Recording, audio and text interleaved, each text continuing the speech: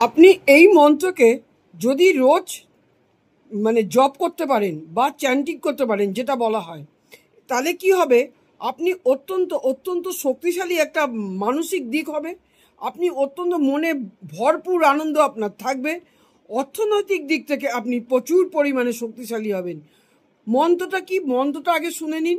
ওম হ্রিম শ্রীম claim নমঃ ওয়াহ ওয়াহ সাহা।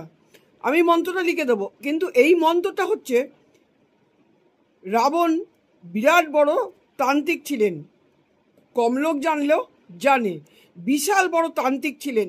এই রাবণের দেওয়া এই মন্ত্রটা যদি আপনারা রোজ করে যেতে পারেন, রুদ্রাক্ষের মালাতে যদি আপনারা জপ করতে পারেন 108 বার, বা যাদের সময় নেই 51 বার, মুখস্থ হয়ে যাবে। আমি ইংলিশে লিখে দেবো যাতে সবাই বোঝে। ওম হ্রিম শ্রীম ক্লিম নমঃ ওয়াহ ওয়াহ সাহা।